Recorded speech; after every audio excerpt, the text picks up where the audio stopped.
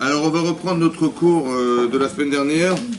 Alors en résumé, on avait expliqué que le Rav Dessler expliqué qu'en fait il y avait d'autres choix pour arriver à faire une mitzvah Leshem Shamaïm, ça veut dire sans intérêt personnel, que de passer par un intérêt personnel. Vous voyez, comme ça expliquait le Rav Chaim de Volojine, et d'expliquer qu'en fait il fallait d'abord au préalable, pour pouvoir te battre contre l'Yetzirara qui est émotionnellement, il va nous pousser à aller à l'encontre des mitzvot, ouais, ou de vouloir faire des avérotes, il fallait qu'on soit construit. Ce qu'on appelle se construire, ça veut dire d'avoir des valeurs personnelles qui nous engagent et qui puissent contrebalancer un intérêt autre que celui de la Torah. Il fallait qu'on ait des intérêts personnels qui puissent nous engager et qu'il va y avoir un conflit d'intérêts. Ça veut dire que soit je défends l'intérêt du Yetzer, soit je défends mes intérêts qui sont mes intérêts de Torah. Je défends la Torah. Et dans ce cadre-là, il faut, dit le Rav Dessler, l'air en l'âme, que toujours il y a un soc, Torah et mitzvot sur l'ishma. On va faire l'ishma, c'est-à-dire dans l'intérêt de soi, et après on va passer au lishma. Mais bien entendu, dans l'esprit tout le temps, évidemment, de le faire dans l'esprit d'atteindre quelque chose qui est l'Eshem Shamaïm. Et demandez le Rav Dessler la question suivante, il est demandé, on va reprendre dans ce passage,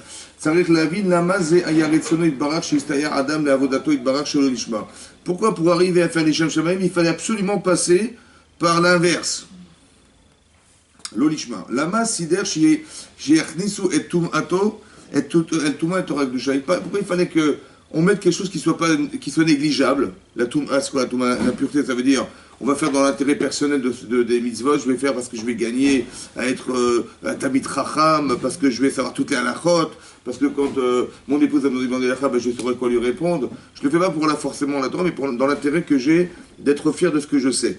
Ça va? Et je défends mes intérêts personnels. Pourquoi il fallait absolument rentrer dans cette démarche? Pourquoi Hachem ne pouvait pas faire en sorte que on fasse l'Eshem Shamaïm directement, qu'on le fasse dans l'intérêt de la mitzvah? Il dit, Valo, aya efshar livro et adam, beofan shiuchal alotel akdusha biblit tishtamesh betuma. On aurait pu faire que l'homme soit capable, à lui tout seul, d'intégrer ses valeurs et d'aller directement l'Eshem Shamaïm. Pourquoi Hachem il a voulu que ce soit toujours d'un aspect négatif pour arriver à du positif, dans ce cadre-là? Avala inyanu, ki asa sulam mutsa varsa verosho magi hashamaïma. En fait, Hachem, il faut comprendre que la Avodat Hachem, il y a des échelons à franchir. Il y a des étapes à passer dans sa vie. C'est comme une échelle. Là, vous avez une échelle, et cette échelle, elle arrive jusqu'au ciel. Ça veut dire que quand vous évoluez dans votre vie, ouais, l'évolution, il faut savoir que l'évolution, c'est pas une addition de choses.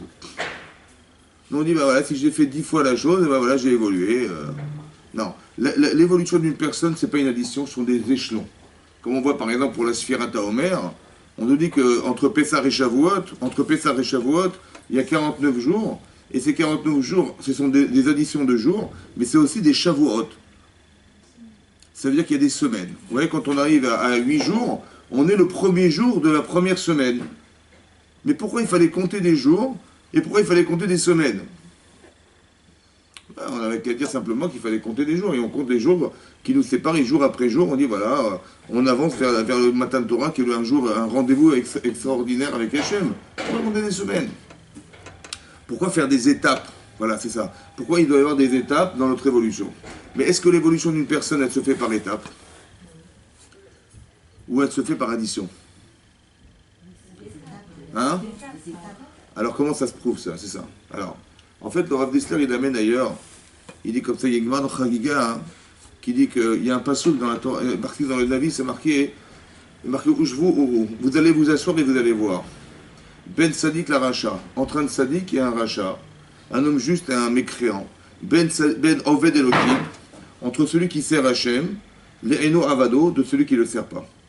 Demande la Gemara, bizarrement, c'est marqué Tzadik Racha. Donc on a très bien compris qu'un Tzadik, c'est quelqu'un qui fait la Avodat Hachem, qui sert Hachem, et celui qui est Racha, c'est celui qui le dessert. Après, on avait besoin d'écrire celui qui le sert, c'est celui qui est le Tzadik, et celui qui le dessert, c'est celui qui est le Racha. C'est évidemment comme ça. La Gemara dit non, en fait, de quoi il s'agit? Il s'agit de quelqu'un qui est Shoné Pirko. Il va répéter un chapitre de la Torah 100 fois. Et l'autre, il va le répéter 101 fois. Demande la Gemara, quoi? Le Tzadik, c'est celui qui a fait 101 fois. Et le Racha, c'est celui qui a fait 100 fois. Le Tzadik, c'est celui qui a Oved Elohim, celui qui a fait 101 fois. Et celui qui ne le sert pas, celui qui a fait 100 fois. La Gemara répond, il a répondu comme ça. Il a donné un machal, il a dit à son élève. Dis-moi, si tu veux louer tu veux louer un khamor, tu veux louer un âne pour faire 10 parsaot. Ça veut dire environ une quarantaine de kilomètres. Tu vas louer un âne pour faire 40 kilomètres avec, pour te déplacer avec ou porter des charges avec. Combien ça coûte? Il dit, bah, ça coûte un zouz. Il dit, ok. Et si tu veux en faire 11, bah, ça coûte 2 zouzim. Ça coûte le double. Qu'est-ce qu'il lui a dit en fait? Il dit, mais entre 100 et 100, il n'y a que 1. Entre 10 et 11, il n'y a que 1. Il dit, non, le prix double. Ça veut dire que quand tu passes à une étape dans ta vie où tu fais 101, c'est rien 1. Mais quand tu as fait 100, c'est beaucoup ou pas? Tu doubles le prix. Ça veut dire quoi, tu doubles le prix? Ça veut dire que tu doubles ta madriga. Parce que celui qui a fait 101 est à des kilomètres de celui qui a fait 1, qui a fait 100, au niveau de son niveau. Vous avez compris quoi? Dès que tu passes une étape dans ta vie, tu passes un échelon dans ta vie, ne crois pas que c'est une addition de choses. Mais tu dis, bon, ben, elle a fait 100, 101, 102, 103. Non, non. Quand tu as passé 101, quand tu as fait 7, c'est comme si tu montais un étage, 2 étages, 3 étages, 4 étages. Tu arrives à un palier, tu es au balcon et tu es au 7e étage. Mais quand tu es au 7e étage, tu n'as pas la même vue panoramique que si tu es au rez-de-chaussée. Vous avez compris pas? Tu dis, mais qu'est-ce que tu vois? Tu dis, ben voilà, je vois des voitures, de loin, je vois des arbres, et au-delà, je vois rien. Mais quand tu montes d'étage, tu vois plus loin. Ça va? Et Zéou Chacham, Aroé Tanola, tu es capable de voir loin, mais pourquoi tu vois loin? Parce qu'en vérité, tu as dépassé une étape. Tu as dépassé quelque chose. L'évolution d'une personne, ce sont des échelons à franchir. Mais il faut savoir qu'il y a des étapes à franchir. Il y a des comment dire, l'évolution d'une personne, elle ne se voit pas aussi au niveau du caractère de l'addition de choses, mais au niveau de la capacité qu'on a d'exister. Mais Hachem, il a fait que l'évolution, elle se fait comme ça. Pourquoi c'est comme ça? Vous savez pourquoi? Parce que si quelqu'un, il va faire teshuva, comme Rabbi Akiva, il va faire teshuva à 40 ans, ben si l'addition, c'est ça l'évolution, ben il a 40 ans de retard. Mais si vous dites que l'évolution, ce sont des étapes de sa vie qu'on échelonne, mais il a 40 ans. Donc celui qui étudie la Torah qui a 10 ans et lui qui en a 40, vous avez bien compris qu'il n'a pas compris la Torah de la même manière. Il a des expériences de vie qui vont faire qu'il va réfléchir autrement. Il a une pensée qui a été déjà évoluée, qui n'a rien à voir avec un enfant de 10 ans qui va ouvrir un chumash. C'est heureusement que c'est par évolution. L'évolution se fait par échelon, elle se fait par étape et pas par addition. Heureusement, Baruch Hashem. Donc dit le Rav Dessler, vous savez quoi? Il y a une échelle. Dans notre vie, c'est des échelles. Dans la Emouna, c'est aussi des échelles. Il ne faut pas croire que parce qu'on est Mahamine, on est au top du niveau. Non. La Emouna, il y a des échelons de Emouna. C'est marqué que quand Moshe Rabbeinu, il a dit à Hachem, Lo Yaminuni, ils ne vont pas me croire. Quand je vais faire les miracles, quand je vais leur dire qu'on va les sortir, ils ne me croiront pas. Et qu'est-ce qui s'est passé? Il est devenu Metzora. Ça veut dire qu'il a dit, prends ton bâton, jette-le par terre. Et Rachid dit, pourquoi ce bâton est devenu serpent? Parce qu'il a fait du lachonara. Quand il dit, mets ta main dans ta poitrine, elle deviendra lépreuse, il a fait de lachonara. Il dit, mais mes enfants sont ma'aminim, b'dé ma'aminim. Les enfants que tu vas sauver, ils sont déjà ma'aminim. Ils croient avant Dieu, c'est sûr. Et tout à coup, c'est marqué dans la Shira, Vayaminu Bachem ou Moshe Avdo. Ils ont cru en Dieu, en Kalajoro, ils ont cru en Moshe Rabbeinu. Ben évidemment, ça fait bien longtemps qu'ils croyaient. On n'a pas besoin d'attendre la Kriyat Samsouk pour dire qu'ils étaient croyants. Non, ils ont franchi Comment? Ils ont franchi une étape supérieure. Voilà. Dit le Zohar que Vayaminu Bachem, ils sont arrivés au summum de la Emouna. Vous savez, quand vous chantez quelque chose alors qu'on est dans une forte détresse et qu'Hachem nous sauve et qu'on fait la Shira, ouais, la Shira c'est l'expression de la joie. La joie c'est quoi? C'est qu'il n'y a pas d'écran, il n'y a pas d'écran entre Hachem et vous. Ça va? C'est pour ça qu'on est heureuse et on chante. Donc on est arrivé au summum de quelque chose qui est quoi? Ben, quand vous voyez quelque chose de vos yeux vus, vous voyez la mer s'ouvrir, et vous courez dans la mer, et vous voyez que la mer se retourne contre vos ennemis, et qu'il les noie, et que vous avez été sauvé, vous avez eu Meta Sefatayam. Hachem vous a sauvé la vie, donc vous êtes dans l'extase de la Shira, de la Emouna. C'est-à-dire qu'il y a des niveaux, vous avez compris, il y a des échelons. Il y a le Mahamine, de base, après on monte. C'est une échelle qui arrive jusqu'où? Jusqu'au ciel. Donc c'est-à-dire que l'évolution, elle se fait par étapes, et donc le Rav Dessler est d'expliquer que, voilà, c'est ce que dit le Rav Dessler, que, en fait, alors, pardon, donc il dit, voilà, il dit, Valo Yefshar lavo el adam beofen shu chalalot el akdusha mibli shteshtamesh batuma. Il dit, Winyan, qui asa sulam mutsa varsa verosho magia shamaima. En fait, Hachem a fait que l'homme évolue sur une échelle. Vechol madriga mevegra ya'amol adam la'amod neged yiswara. En fait, le travail à faire, c'est de comprendre. Le but, en fait, c'est de faire un effort. Il y a un travail. Il y a un travail qui est un travail de se battre contre son Yitzhara. Ça va? Ça veut dire qu'il y a deux volontés. Une volonté d'exercer la Torah et une volonté inversée de transgresser la Torah. C'est fou que le Yetzer Hara qui est en nous, il nous demande de faire l'inverse de ce que Hachem nous propose de vivre. Donc il y a un combat. Et donc il faut passer l'échelon. C'est-à-dire qu'il faut faire un effort. On pousse sur sa jambe droite pour pouvoir monter la jambe gauche. Ça va? Mais on doit tout le temps faire un effort. Le but, c'est ça, c'est faire un effort. Mais qu'est-ce que ça veut dire faire un effort? Faire l'effort, c'est d'aller contre quelque chose. Oui ou non? Mon Yetzer Hara, il me propose quelque chose qui est interdit, je le sais. Et moi, j'ai pas envie de transgresser. Donc quand je vais dire non de façon violente et je vais faire un effort, qu'est-ce que je vais défendre? Ben, je vais défendre ce que je pense. C'est ce que j'ai appris à la yeshiva, c'est ce que j'ai appris au séminaire, c'est ce que j'ai appris que le Rav, il a dit, il faut respecter ce qui est marqué dans la Torah. J'ai compris, mais ce qui est marqué dans la Torah, c'est marqué dans un livre. Mais ce qui est marqué dans le livre, je n'ai que la connaissance du livre. Il dit non, il faut que tu deviennes le livre. Il faut que tu deviennes ce que tu sais. Comment je vais faire? Ben, tu vas te battre pour ça.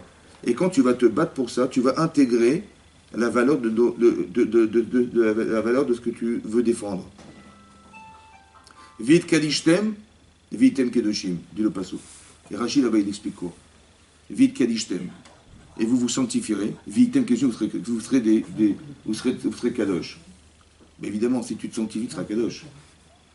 C'est comme vit kadishtem, vitem kedoshim.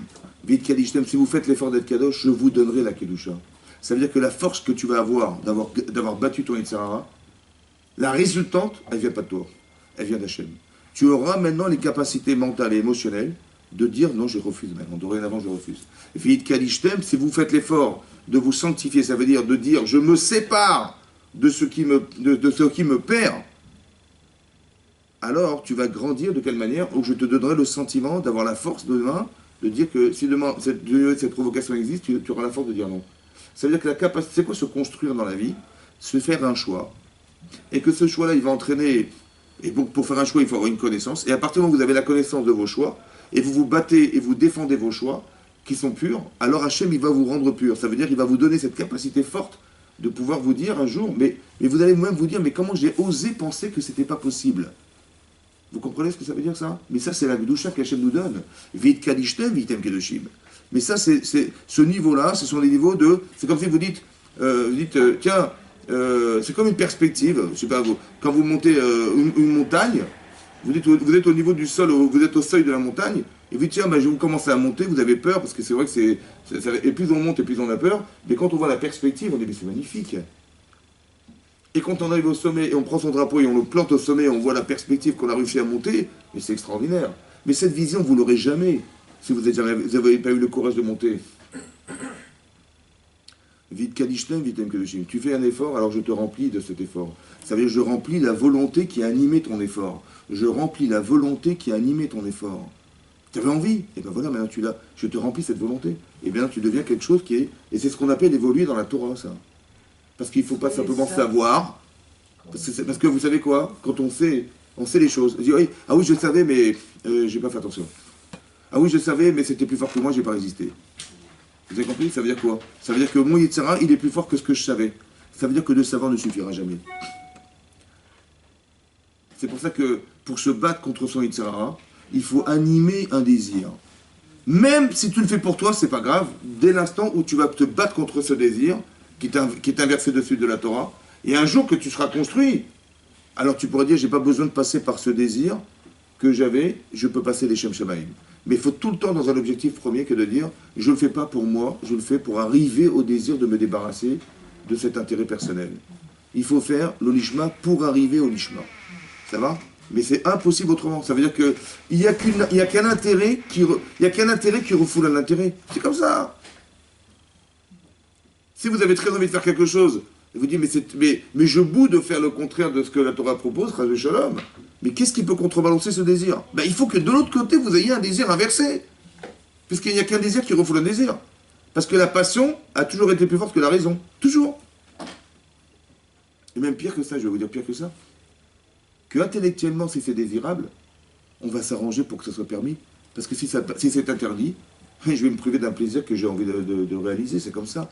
C'est-à-dire qu'on est piégé intellectuellement par cette spirale qui s'appelle l'intérêt de soi et qui va faire que On va s'inventer des films, de toute façon Dieu il nous pardonne, et je sais pas quoi, je sais pas quoi. Vous avez compris, c'est comme ça. C'est-à-dire que quand on a envie de quelque chose, on s'arrange toujours intellectuellement pour arriver à assouvir ce besoin. Et on est piégé. Donc qu'est-ce qu'il faut faire? Dit le Rav Dessler, il faut contrebalancer par un intérêt personnel. La force de se battre, c'est d'avoir des muscles.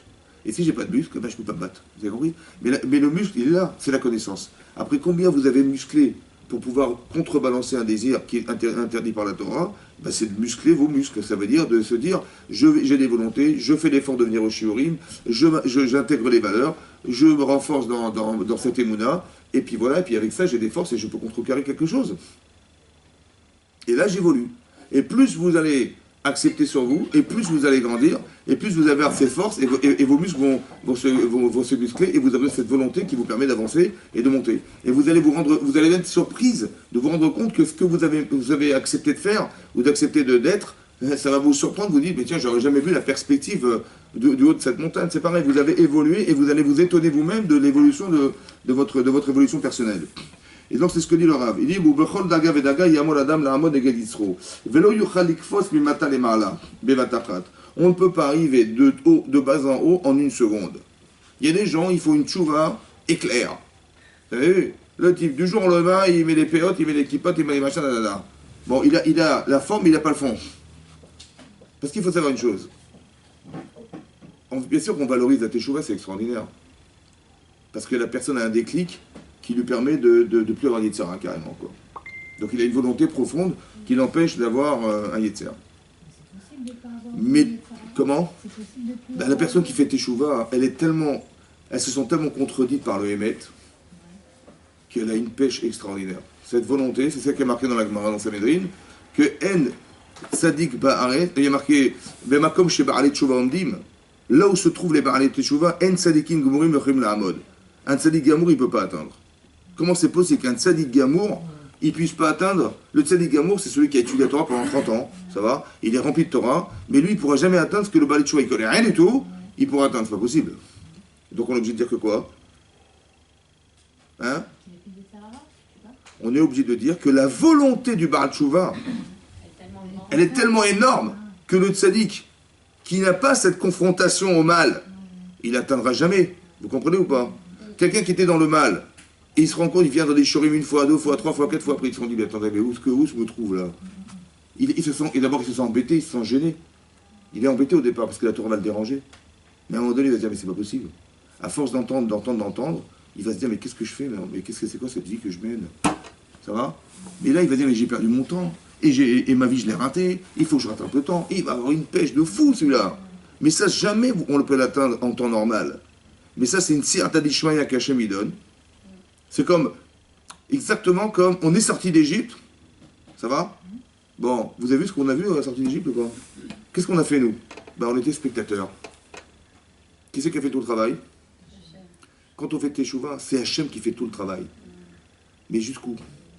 Jusqu'où Matan Torah? Ça veut dire, on sort d'Égypte, allez hop, tu comptes, c'est toi qui vas compter. Ça veut dire que les gens, vous savez ce qui se passe en général, les Baalei Teshuvah, hein, ils font Teshuvah, ils ont une pêche de fou furieux. Au bout d'un an, au bout de 2 ans, ils disent, c'est pas comme avant.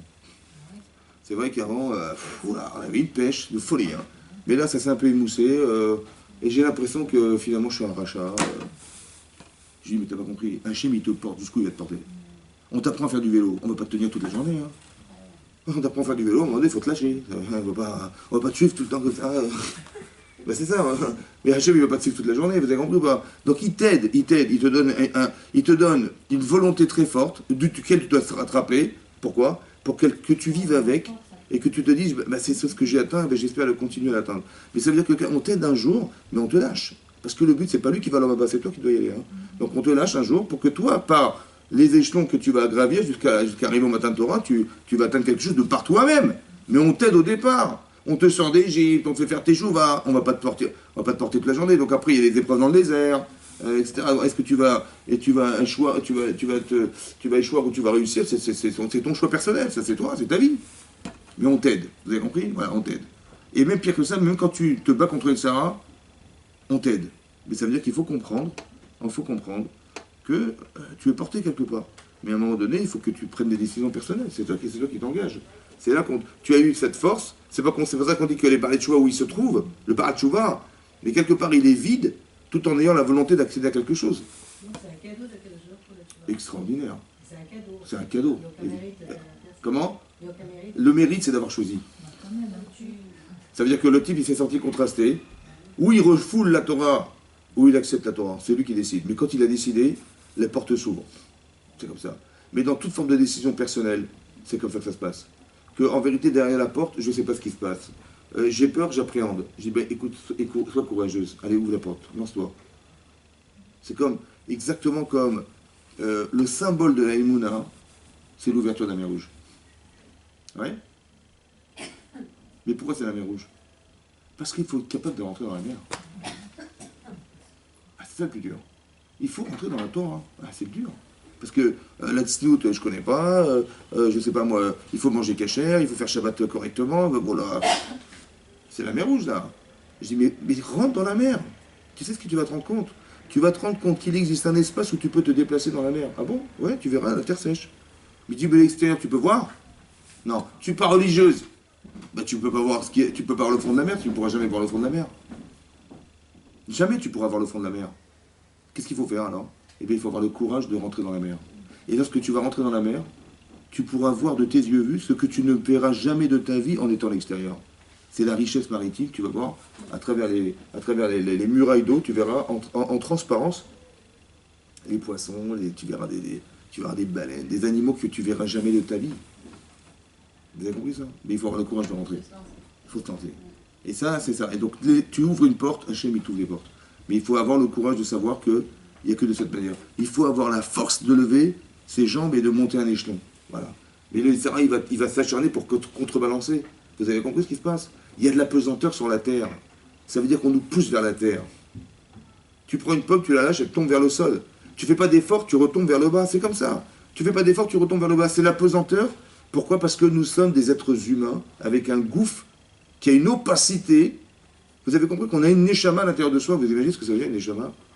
Et l'Akbar dans Psachim a dit là-bas qu'à la fin des temps, la lumière de la Shekhinah sera tellement intense que la lune et le soleil auront honte de la lumière qu'ils produisent. Ça va? La Shekhinah. Maintenant, c'est marqué Ner Elohim. Nishmat Adam. Ça veut dire que le Ner Elohim, c'est quoi? C'est la Shekhinah. Oui, non? Et bien, c'est la Neshama. Vous imaginez que vous avez une lumière en vous qui est d'une intensité que même le soleil et la lune, est-ce qu'on pouvait regarder le soleil de face? Mais c'est rien cette lumière. Ce qui vous éblouit n'est rien du tout parce que vous avez une lumière intérieure qui est énorme. Vous la sentez cette lumière ou pas? Pas du tout. Pourquoi?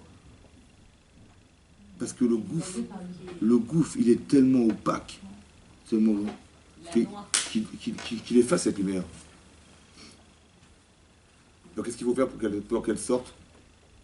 Ben, il faut des épaissir. C'est quoi des épaissir? Ben, c'est enlever le contre... C'est ça des épaissir. Vous allez user, entre guillemets, ce qui vous empêche de voir. C'est de quoi il s'alimente? Le Yetzirah, eh ben, il s'alimente de vos intérêts personnels. Il s'alimente de toutes les ta'avot et tout le kavod et tout le je sais pas quoi, qui fait que le gouffre, il est prioritaire. C'est comme ça. Alors comment je fais alors? Ben, pour arriver à créer le lien entre ma neshama et moi, c'est ce qu'on appelle le nefesh. C'est quoi qui fait le pont entre la neshama et le gouffre? Ben, c'est la conscience. Vous savez, le Yarbetz, il explique là-bas, on a eu dans le Père Kavod, c'est marqué Kol Maasecha Basefer Nichtavim. Tout ce que tu fais, c'est marqué dans un livre. C'est quoi le livre? Tout ce que tu fais est marqué dans un livre. Il est où le livre? Hein? C'est qu'Hachem, il a un scribe là-bas. Il fait, bon, tu t'occupes d'elle, là, et bon, tout ce qu'elle fait, tu marques. Hein. Il y a un disque dur là-bas qui est extraordinaire. Et que... Comment? Il est où le livre? Alors le Yarbetz, il explique que le livre, en fait, c'est la conscience humaine. Nefesh Adam. Tout ce que vous faites s'inscrit en vous. Il n'y a personne là-haut qui marque... Non, je vous rassure, il n'y a personne, il n'y a pas d'ordinateur. Tout ce que vous faites s'inscrit en vous. Donc quand vous vous présentez devant Hachem, Hachem, il voit votre nefesh, il dit, voilà, elle a fait ça, elle a fait ça. C'est ça le faire. Quand on dit Yeshlocha Sfarim devant Hachem, quoi que Dieu a des livres avec des pages, Hein? Mais non, le nefesh, c'est l'être humain. Vous vous présentez devant Hachem, avec vos mitzvot, avec vos avérotes, avec vos je sais pas quoi. C'est comme ça, non? Est-ce qu'on peut dire qu'on est des tzadikim gourim? Ben, des fois on est tzadiks, des fois on est rachats, des fois on est bédoni, des fois on est machin. Mais tout ça, c'est votre livre, en fait. Vous arrivez devant Hachem avec votre livre. Voilà. Donc Hachem, qu'est-ce qu'il fait? Ben, il vous voit tout de suite, et il voit votre livre. Il consulte le nefesh, et il voit tout de suite. Comment? Il scanne le nefesh, il voit tout de suite. C'est instantané. C'est compris, pas? C'est ça, le sefer. Donc, est-ce que je dois nourrir moi? Ben, si je nourris mon gouffre, ben, il est contre moi. Mais pour atteindre ma neshama, il faut que j'arrive à créer le pont. C'est quoi le pont? C'est notre nefesh. Donc quand j'ai dit je vais faire la mitzvah, ben, j'ai alimenté mon nefesh. Comment j'ai fait? Ben, j'ai trouvé des arguments. C'est ce qu'on appelle la kedusha. Vous avez compris c'est quoi la kedusha? Ben, la kedusha, c'est les arguments qui rendent spécifique le rapport à votre mitzvah et qui lui donnent du poids. Et qui vous dit, ben ça, j'ai pas envie de rater ça. Ça va? C'est comme le Shabbat. On est Mekadesh et ta Shabbat. Ça veut dire quoi Mekadesh et ta Shabbat? Hein? Pardon? Non, pas en français. Ça veut dire quoi être Mekadesh? Dites-moi, c'est quoi la différence entre vendredi et... C'est quoi la différence entre le vendredi et le dimanche? Il n'y en a pas. À part que le dimanche, il n'y a pas de travail, et le vendredi, on travaille. Ça va? C'est quoi la différence entre le vendredi et le Shabbat? Ben, le Shabbat, vous vous maquillez, vous vous faites belle, vous faites une belle table, vous faites un beau repas. Mais pourquoi vous faites ça? Pourquoi vous faites ça? Hein? Le jour de quoi? L'anniversaire de la création du monde. D'accord. Mais vous savez ce que vous avez fait? C'est parce que ce Shabbat, ce jour-là, il est spécial. La spécificité, c'est la Kedusha. Maintenant que vous avez mis de la spécificité dans ce jour, alors il est mouvdal. Il se sépare des autres jours. La Kedusha, c'est pas la séparation. La Kedusha, c'est la conséquence de la séparation. Vous avez compris? Quand vous arrivez, vous êtes sous la choupa, ça va? Qu'est-ce qu'il dit votre mari? Il prend une bague et il dit Areat, mekodeshetli betabaradzo kedat Moshe Israël. Voilà, tu m'es sanctifié selon la loi de Moïse et d'Israël. Bon, ça veut dire quoi, tu m'ékodeshet? Ça veut dire quoi? Tu es une sainte. Tu es une sainte? Hein? Comment? Mais il y a des mots pour dire réservé. Hein. Il y a marqué mezoumenet. Mais pour dire que mes coups d'échette, on l'a rendu avec Desh. Ça veut dire quoi, rendre avec Desh? Ça veut dire quoi? Hein? Comment? Comment? Ça veut dire quoi, mes coups d'échette li? Mais on a expliqué que la Havdalah, c'est la conséquence. C'est vrai ou pas? Ben, le Shabbat, il est Mekoudash, donc il se sépare du vendredi.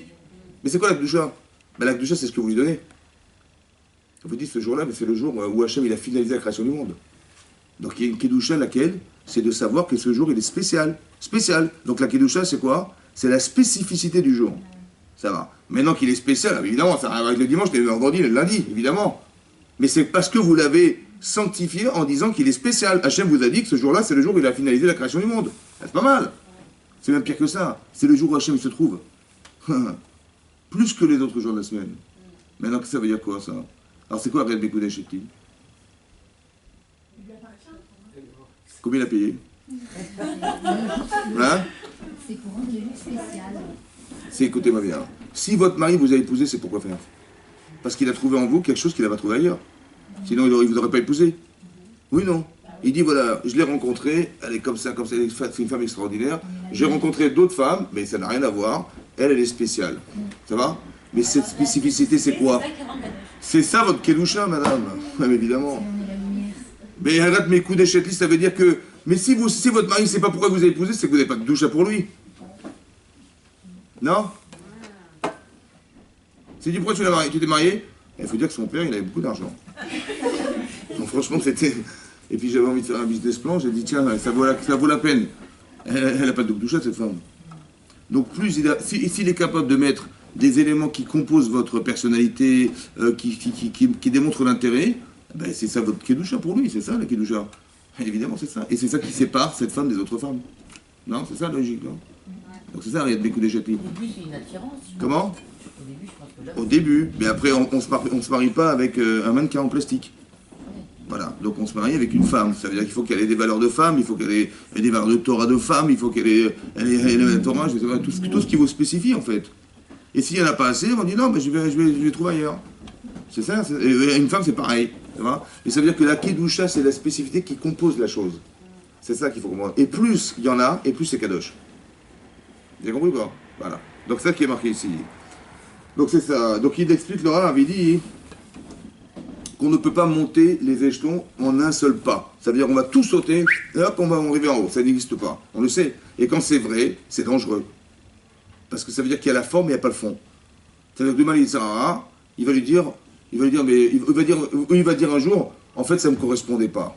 Et le problème, c'est ça. Les gens qui sont dans la forme et pas dans le fond, ils vont dire à la fin, ils vont dire, ouais, bah, finalement, c'est du cinéma. Bah, c'est pas moi, ou je sais pas ce qu'ils vont inventer. Pourquoi? Parce qu'il n'y a pas de construction intérieure humaine. Il faut que humainement on se construise. C'est ça la Torah. Qui aime Chayenu. C'est la Torah, c'est la vie. Donc il faut comprendre l'humain. Il faut comprendre comment humainement nous fonctionnons.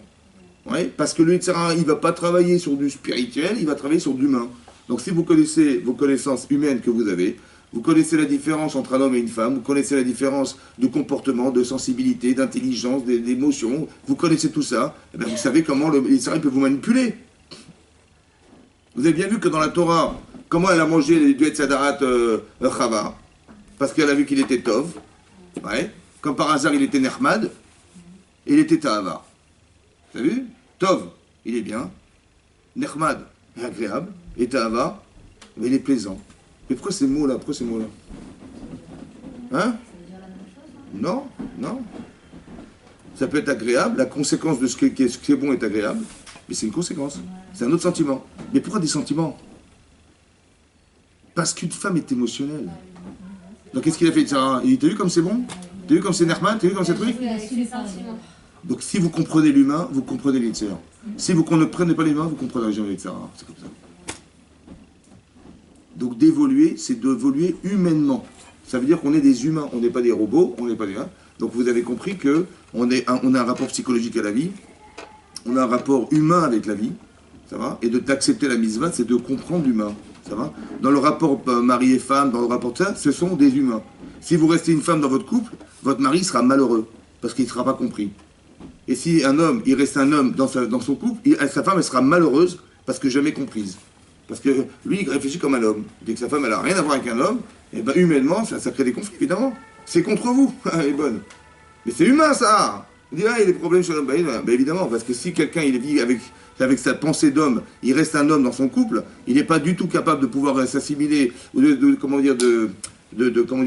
s'acclimater au féminin, il ne va jamais comprendre sa femme. Mais on est dans l'humain, là. On n'est pas de la religion, c'est de l'humain. C'est-à-dire que la Torah, c'est la vie. Quand Hachem il a donné la Torah sur le Mont Sinaï, il n'a pas dit vous allez devenir des religieuses. Il n'a pas dit ça, il a dit vous allez devenir des humains. Humains dans la Torah, c'est ça la Torah, c'est pas. Donc, on est des humains. C'est-à-dire qu'il faut comprendre la Torah humainement. Maintenant, comment ça marche? Dit Laura Dessler, c'est des étapes. On évolue dans sa vie. Ça va? C'est pour ça qu'il faut faire attention de ne pas sauter les étapes. Ou de ne pas imposer à des enfants quelque chose qui ne correspond pas à ce qu'ils sont. Ou d'imposer à des gens. On n'a pas un discours qui n'est jamais adapté. Il faut faire très attention quand vous parlez à des gens, de toujours adapter votre discours. Par exemple, dans la Torah, c'est marqué que Eliezer Éved d'Abraham. Eliezer, c'était le serviteur d'Abraham. Mais c'était son talmide. Hein. Donc imaginez Abraham, imaginez son talmide. Et Abraham, il dit à Eliezer, il faut que tu aies une mission, c'est de trouver une femme pour mon fils Yitzhak. Qu'est-ce que fait Eliezer? Il prie Hachem. Bon, comment? Non, il propose pas. Il propose, mais il prie Hachem. Il prie Hachem. Il dit voilà, c'est simple. Si je vais demander, si je lui propose de me donner à boire et qu'elle dise à toi il y a tes chameaux, c'est bon, c'est la femme Yitzhak. Il a une chance sur 1 milliard. Hein. Elle peut lui dire écoutez, je suis désolé, je suis une jeune femme, vous êtes un homme, allez-y vous-même. Elle peut lui dire oui à boire, mais ciao. Il y a des milliards de réponses. Mais si elle répond ça, vous imaginez? Par hasard. Le hasard, c'est qui? Il provoque le hasard. Ikrana lefanaï, viens devant moi par hasard. Ve'ocharta le'avdecha, et tu auras prouvé à ton maître. Ça va? Ça veut dire que si je vois que c'est hasardeux, c'est une probabilité infime, c'est que c'est Hachem. Ça va? Donc qu'est-ce qu'il fait? Il dit, il faut que je lui dise ça, et il va me répondre. Et qu'est-ce qu'elle dit, madame? Qu'il allait d'abord, elle était là. Il a fini de parler, elle était là. Il a dit bonjour mademoiselle, vous n'auriez pas à boire? Il dit oui, bien sûr, à vous et à vos chameaux. Il était sûr de lui ou pas? Donc qu'est-ce qu'il a fait? Il a mis les anneaux, il l'a marié, et après il dit de quelle famille vous venez? Il dit voilà, je te marie avec le fils de mon maître, ouais, c'est sûr que c'est toi, t'es sa femme, d'où tu viens? Il dit ben, je suis la fille de Bethuel, la sœur de Lavan. Il dit c'est incroyable, c'est le cousin germain de. C'était le neveu d'Abraham et le cousin germain de Yitzhak. Incroyable. Ça tombe bien ou pas? C'est ce qu'il avait demandé à Abraham. Ça tombe bien ou pas? Très bien. Donc qu'est-ce qu'il a fait d'abord? Il a d'abord mis les anneaux, et après, il a mis qu'il était. C'est normal ou pas? Bon. Maintenant, quand il a été. La Torah se répète, oui. Et elle dit, bon, il a été voir Bethuel, elle lui a raconté tout ce qui s'était passé. Voilà. Et puis finalement, il a dit, voilà, bah, eh ben, j'ai pris Hachem. Moi, j'ai dit à Hachem, voilà, si elle me répond à toi et à tes chameaux, ça sera la femme d'Israël. Et quand j'ai entendu ce qu'elle m'a répondu, mais j'étais bouche bée. Et donc je lui dis, mais de quelle famille tu viens? Elle m'a dit, bah, je suis la fille de Bethuel, la sœur de Lavan. Je dis, bah, alors c'est sûr que c'est elle, il a mis les anneaux. Alors j'ai dit, mais pourquoi il a changé? C'est pas ça qu'il a fait. Quand il a raconté, il n'a pas raconté ce qu'il a fait, il a raconté autrement. Pourquoi il a dit autrement? Pourquoi il n'a pas dit, voilà, j'ai pris Hachem, et j'étais sûr que c'était elle, et je lui ai dit, bah, je lui ai mis les anneaux direct, hein, et je lui ai demandé de quelle famille tu viens. Pourquoi il n'a pas dit exactement ce qu'il a fait? Pourquoi? Ils auraient pas compris. Hein? Qu'est-ce que ça veut dire? Ça veut dire quoi? Hein? Il a adapté. Mais pourquoi? Pourquoi? Parce qu'il n'était pas prêt à. Pas de shalom, pas pour tromper, pourquoi faire? Ils auraient trompé les. Rachid dit là-bas pourquoi? Rachid dit là-bas pourquoi? Parce que Bethuel, il aurait dit, il aurait posé la question. Lui qui n'est pas Mahamine, il aurait dit, mais c'est pas normal ce que tu as fait. Et lui, il était obligé de répondre et de retomber sur ses pattes. Pour ne pas qu'il pose la question et qu'il interrompt le raisonnement, alors il a dit l'inverse. Donc il a parlé selon la logique de Eliezer ou la logique de Bethuel. Il faut s'adapter. Vous avez compris ou pas? Parce qu'en fait de compte, tu vas arriver au même résultat. Seulement tu vas éviter la question. Alors avec quoi il joue? Hein? Il joue avec le Yetzerara de Bethuel. Mais si vous ne comprenez pas le Yetzerara de Bethuel, est-ce que vous êtes capable de faire ça? Si vous ne comprenez pas l'humain, vous êtes capable de faire ça? Mais humainement, c'est logique ce qu'il a fait, humainement. Quelqu'un qui n'a pas d'émouna, je ne peux pas lui dire un truc qui est complètement incohérent pour lui, je ne peux pas. Donc je vais lui dire comme lui pense, de façon à ce que ça soit logique. Mais je m'adapte à la personne. Mais ça, si vous comprenez l'humain, vous pouvez le faire. Si vous ne comprenez pas, vous ne pouvez pas faire. Je dis, moi, Hachem, je ne vais pas mentir quand même. Vous avez compris ce que je veux dire? Mais tu mens pas. Tu mens au Yetzer. Ça, c'était pour tromper les Yetzirah. Oui, mais il faut le savoir, ça. Mais comment le Yetzirah, qu'est-ce qu'il fait, le Yetzirah? Il va utiliser humainement les valeurs de l'homme pour pouvoir le tromper. C'est comme ça. Donc c'est quoi évoluer? Quand on te dit il faut se construire dans sa vie, il faut construire des valeurs et il faut nourrir ces valeurs d'émotion. C'est ça qu'il faut faire. C'est ça se construire. Se construire dans la vie, c'est ça. C'est comme vous mettez des briques, ça va? Mais si vous mettez des briques sans ciment, ça marche ou pas?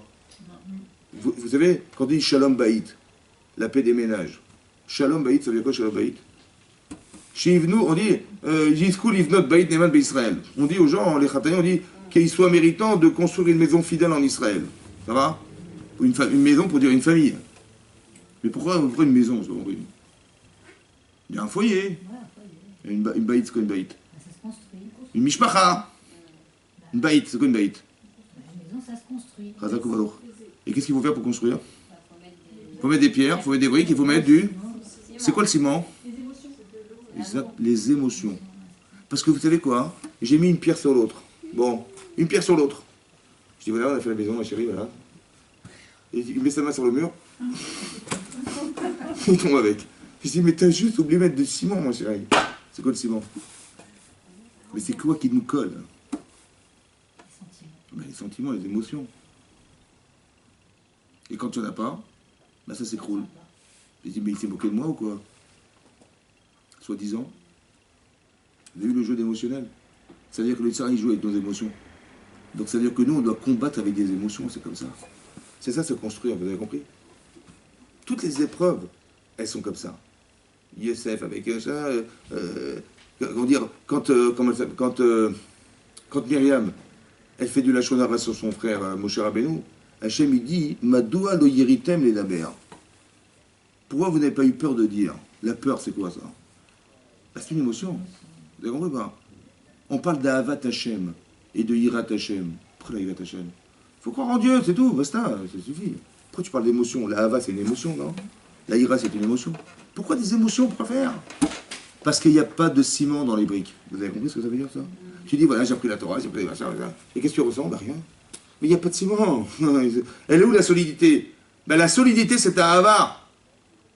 Ce qui consolide ton couple, c'est la peur de blesser, c'est la peur de ne pas respecter, c'est la peur de... Et c'est aussi l'amour que tu déclares, que tu ressens quelque chose.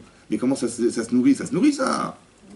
Il faut faire des choses, il faut faire plaisir, il faut que ça soit, comment dire, il faut que ça soit symétrique, tout ça, il faut en discuter, c'est comme ça. Mais c'est humain, on est dans l'humain. La Torah, c'est humain. Vous avez compris? C'est ça les échelons, c'est ça échelonner. C'est-à-dire qu'il y a des échelons, ça va? Et on consolide cette faculté à exister parce qu'on élève son niveau de conception. Si vous ne savez rien, ça ne sert à rien. Il faut apprendre. Mais quand on a appris quelque chose, il faut consolider. Ça va? Parce que vous pouvez apprendre des choses, mais au final, c'est à votre détriment. Parce que vous allez dire, mais c'est trop. Vous avez compris? Non, il faut apprendre et consolider. Il faut que ça soit logique. Il faut que ça soit émotionnellement touchant. Il faut que vous soyez concerné par ce que vous dites. Donc c'est des étapes. Vous avez compris? C'est comme la lumière. C'est marqué, le Rav Dessler, il ramène ça aussi. Il dit, Hachem, il a créé le premier jour la lumière. Veillor. Et quand est-ce qu'il a créé le soleil? Le quatrième jour. C'est marqué là. Quatrième jour. C'est-à-dire qu'il y avait de la lumière sans soleil. Demande le Midrash, comment il pouvait avoir de la lumière sans soleil? Il dit parce que Hachem, il a créé une lumière. Spéciale. Laquelle lumière? Pas la lumière que vous voyez là. Hein? Une lumière qui ne nous permettait pas seulement de voir, mais de concevoir. Roem isof arolam ve'atsofo. Nous, elle nous permet de voir. Voilà, je vois le bâtiment en face de moi, je le vois parce que le soleil nous éclaire. Mais Roem isof arolam, est-ce que vous êtes capable de voir la création du monde et la fin des temps? Vous pouvez voir ça? Non. Cette lumière permettait de voir. C'est une lumière de conception et pas une lumière qui permet de voir. Conceptualiser les choses. Mais non, elle est où cette lumière? Alors elle dit, on attend. Mais pourquoi on l'a cachée? Alors elle dit parce qu'on l'a réservée pour les tzadikim à la fin des temps. On aurait bien aimé la voir cette lumière, franchement. Mais pourquoi je l'ai enlevée alors? C'est notre avoda. Pourquoi il l'a enlevée? Il avait qu'à la garder. On n'aurait pas pu s'en servir. Pourquoi elle est réservée aux tzadikim? Parce qu'on n'a pas mis. Mais au contraire, il fallait la donner pour les Réchaïm. Comme ça, ils vont faire tchouva. Non? Ceux qui méritent. On n'a pas fait un bon usage. On n'a Ok. pas fait l'usage que. Est-ce que c'est pas bien ou c'est dangereux? Pourquoi il l'a mise de côté? Parce que c'est pas bien ou c'est dangereux? C'est dangereux. Pourquoi c'est dangereux? Par exemple, si je vous dis comme ça, vous savez quoi? Vous savez ce que c'est que la Vodat Hashem? Hein? Vous savez ce que c'est que la Vodat Hashem? Il faut être comme Sarah. Il faut être, voilà, il faut, vous savez, Sarah Imenu. Ça va nous décourager. Les hommes, il faut être des Moshe Rabbeinu, qui soient capables de monter sur Mont Sinaï, à lui tout seul, récupérer. C'est possible ou pas? Non. Mais c'est un niveau d'exigence qu'on est incapable d'accepter. C'est pas trop de lumière? C'est pour ça qu'elle est réservée pour les tzadikim à la fin des temps. Parce que cette lumière est accablante. Vous avez compris ce que je veux dire? Il faut faire attention de ne pas mettre trop. Parce que si tu n'adaptes pas en fonction de la personne, tu l'écrases. C'est comme si je vous mettais un spot, une torche allumée dans vos yeux. C'est pareil. Il faut adapter la lumière. Les gens qui décident de faire des choix très rapidement, Ouais. c'est un peu ça qui se passe, non? Le déclencheur, c'est pas rapide en fait. Le déclencheur, c'est qu'il y a quelque chose qui les met en contradiction. Ouais. La teshuva, c'est un paradoxe entre le bien et le mal. Donc la personne, elle se sent mal d'être ce qu'elle est. Vu ce qu'elle sait, elle se sent mal d'être ce qu'elle est. Ce paradoxe, il dit, je vais changer. Ça va? Mais il faut nourrir le paradoxe. Oui.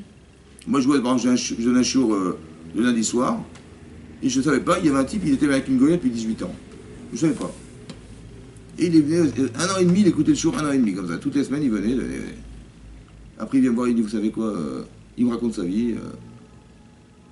Il me dit, mais c'était très dur, hein. Mais j'en pouvais plus. Je suis rentré chez moi, je l'ai voyé, tout ça, j'ai vu. Il se voyait être juif et vivre avec l'inverse de ce qu'il est. Ça l'a rendu malade. Mais c'est quoi? Moi, j'ai rien fait, moi, j'ai fait un shiur.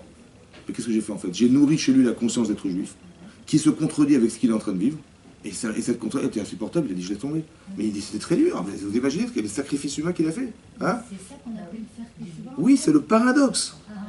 Ben, quand vous dites, vous arrivez à Kippour, et vous dites, mais je fais le bilan de mon année, bon, des choses qui ont été, il y a des choses qui n'ont pas été du tout.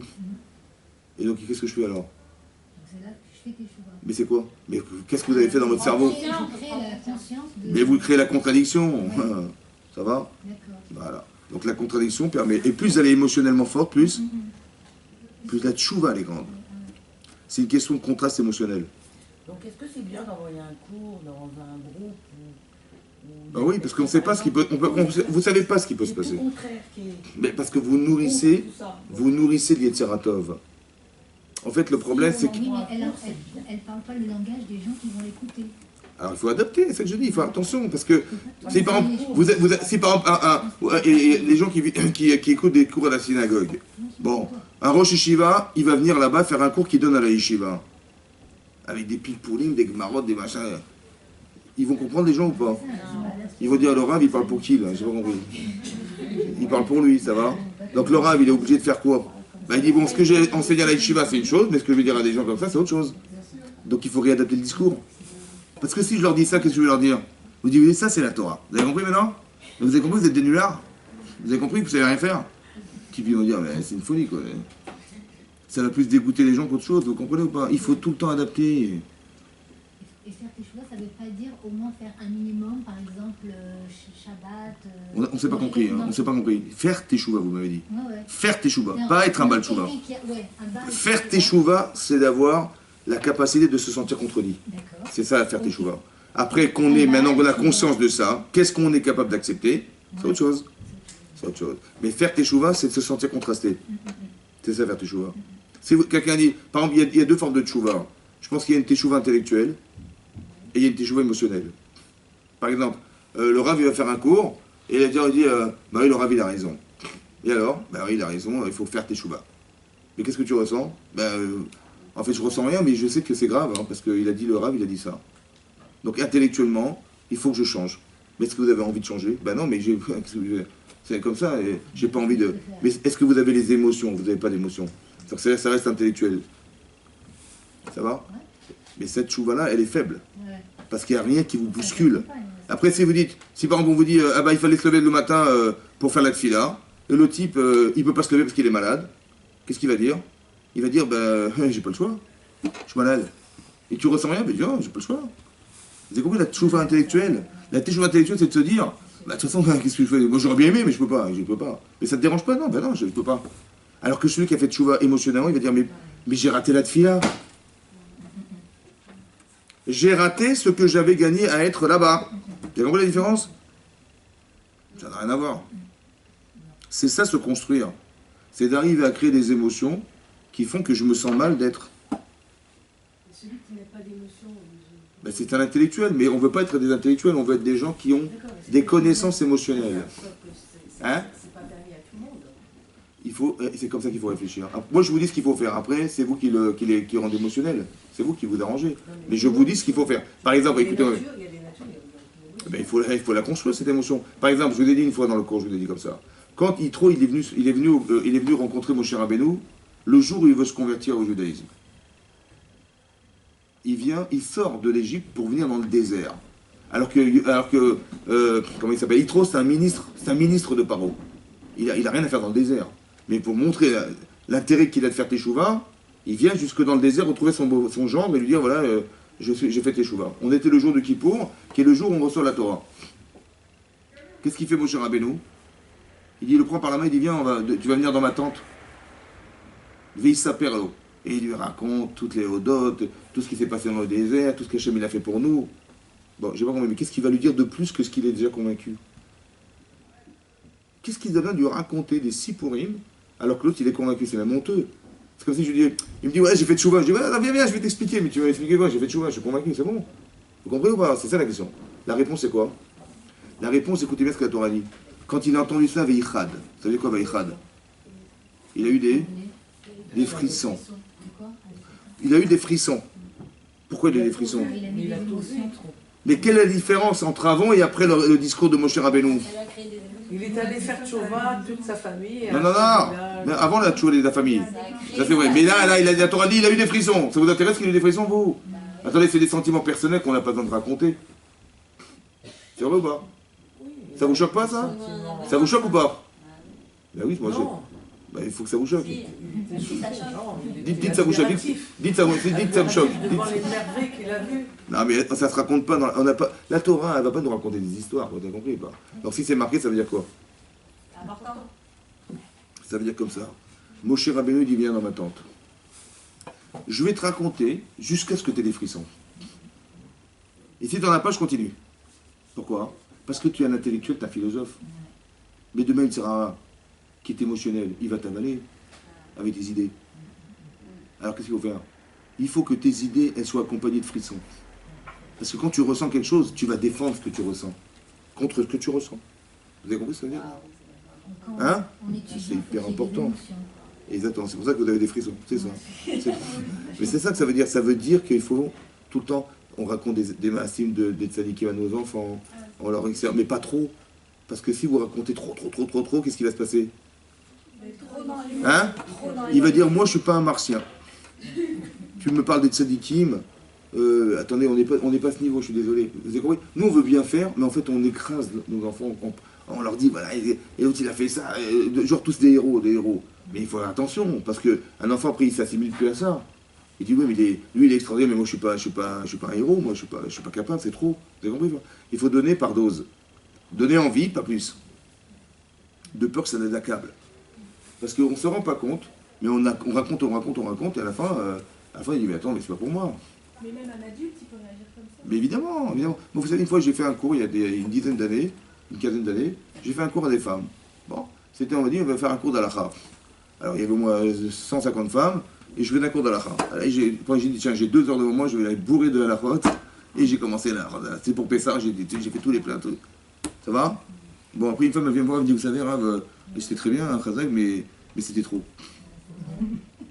Et moi, j'ai dit, mais moi, je vais bien faire, moi. Je vais leur mettre le paquet, comme ça, elles auront plein de connaissances, et elles vont pouvoir... elles auront un éventail large de la halakha, comme ça, elles pourront savoir, elles sauront quoi faire à chaque fois. Mais je me suis même pas rendu compte, je leur ai mis une masse sur la tête, comme ça. En plus, c'est ça. Hein? Et puis ça, en plus, elle ménage, plus ça, elle écroule. Donc ça veut dire, mais vous avez compris ce que je veux dire? Il faut faire attention. Parce que moi, je lui dis, mais moi, j'ai bien fait, moi, j'étais content de moi. Et quand j'ai vu le résultat, j'ai vu une catastrophe. Parce qu'émotionnellement, on n'est pas capable d'absorber tout ça. Et donc ça veut dire que mais qu'est-ce qu'il nous demande de faire tout ça? Mais j'y arriverai jamais.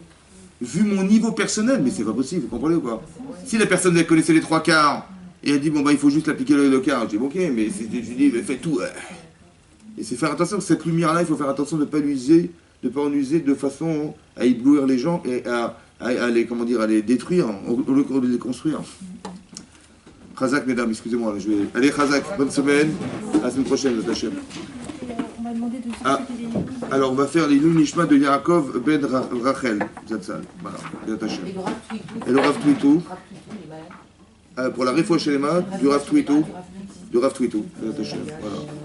Des bonnes nouvelles, allez, Khazak. Rav David de Mystère.